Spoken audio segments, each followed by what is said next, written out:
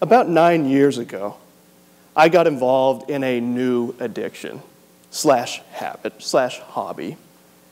Now, when you think about addictions and hobbies, they all have one thing in common. They can all be expensive. Whether you're looking at smoking, all the way to frisbee golf, they can be expensive.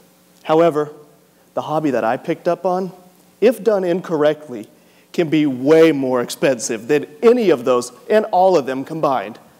That's because 9 years ago, I began investing in Wall Street.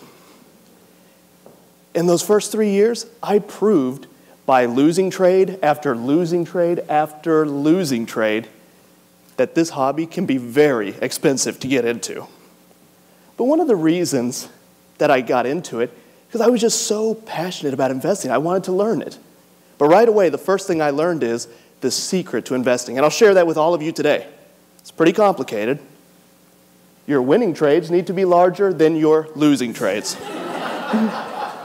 Shocking, I know.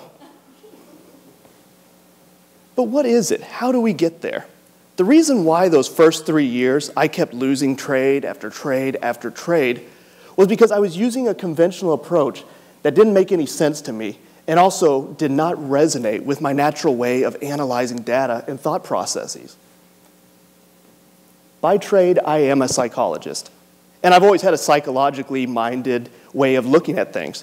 I've always studied human behavior from a very young age. If you were to ask my mom, she would tell you that even as a child, when she would tell me something, I would look at her and say, "Well, Mom, how does that make you feel?" It wasn't until I blended my passion for investing along with my psychological mindset of analyzing data that I started to make money in investing. When I combined those two forces, that's when I became the market psychologist. Now, I know what you're thinking. What do they have in common? But let me submit to you that a stock chart is nothing more than a plot of human behavior. A stock chart is nothing more than how people make decisions. Decision-making in a chart. That's all it is. And when I started looking at it that way, that's when things started coming together. Now, as a psychologist, I was trained to do three things. First of all, I was trained to categorize behavior. Well, this person's an extrovert, or this person's an introvert. The next thing I was taught to do was to diagnose. Okay, this is bipolar disorder, this is schizophrenia. But most importantly, they taught us to take all that data and then predict future behavior. What if we could do this as an investor? What if we could categorize the market, say, okay, this is a bullish market or this is a bearish market? We could then diagnose it as a psychologist, whether there's too much uncertainty right now or there's too much fear, and then predict future behavior. Okay, this uncertainty is about to turn into fear. We should get out, take our money out. Now, when you think of investing, a lot of people will talk about supply and demand. But as a market psychologist, I look more at the emotions in the market. And there are lots of emotions, as you know. The two that I mainly look at are hope and fear. Now, fear shows itself in two ways, uncertainty and panic. My job as a market psychologist is to determine when that uncertainty is about to become panic and then step out and not partake in a downturn economy or market. So that is what I do as a market psychologist. But let me show you what fear looks like. Would you guys like to see that? Yes. I know, it's very interesting, but let me explain. This is what I do for 10 hours a day. I look at these. This right here is a bar in a bar chart. The example I'm about to show you guys, each one of these bars will represent 1 week of time. The way it works is, here is the open. There is the close. During 1 week of time, this represents the trading range of a particular stock.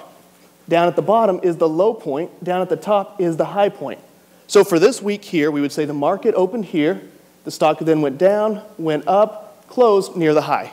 Everybody see how that bar works? But you start putting these together and you start picking up patterns. Here is one of my favorite patterns that I look for in determining uncertainty. This right here is called a reversal week. Each one of these bars representing a week. A reversal week is determined when a high is higher than the week before. So the high is higher. When the close is lower than the close is lower than that close. So what this says psychologically is during this week of trading here, the market got pushed up on good news early on. As you can see, it went to a new high. However, something happened in that week that pushed it lower, and it closed below the close of the week before. This is something to pay attention to. When a chart goes up early on and then bad news pushes it down, that says something.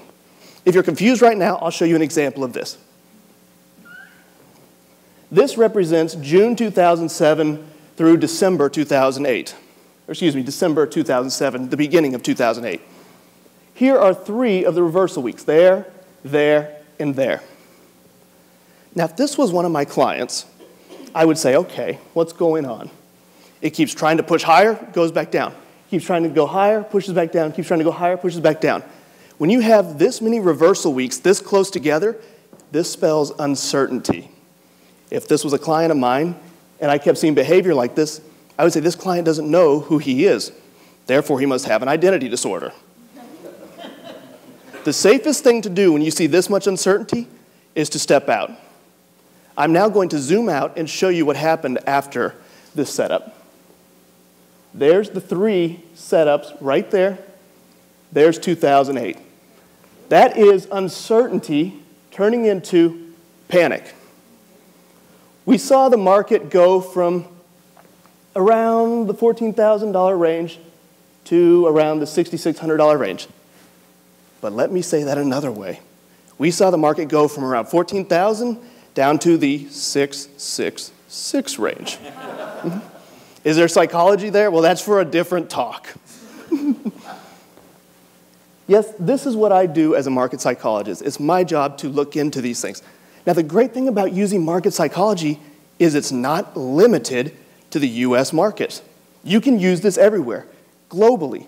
I trade global currencies like the euro, the Japanese yen, and the British pound. You can also trade commodities. If you're sitting here today, you don't know what a commodity is. Trading a commodity is everything from gold, crude oil, orange juice, even to lean hogs. There is actually a chart out there of the price of lean hogs and people determining value for that commodity. And there's a lot of psychology behind that. So I tell people, I'm not the dog whisperer, I'm the lean hogs whisperer. So in closing, why does market psychology work?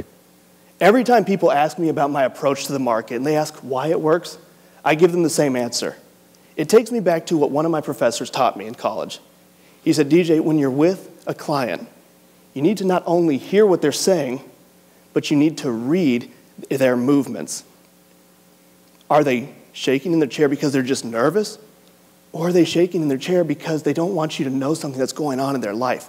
This is particularly important with abuse patients and people who are suffering from some type of abuse at home. He said you need to be able to read into the meaning behind the movements. As a market psychologist, that's exactly what I do. I look for the meaning behind the movements and then take my training and categorize it. Okay, this was a bullish stock, but now it's stopped. It's gone into a neutral range. I then diagnose it. Well, we're seeing a lot of uncertainty right now. Maybe you should play it safe right now. But then ultimately take that information and predict future behavior. With all this uncertainty, let's take our money out and just play it safe before that uncertainty becomes panic. And that, ladies and gentlemen, is what I do as a market psychologist. Thank you.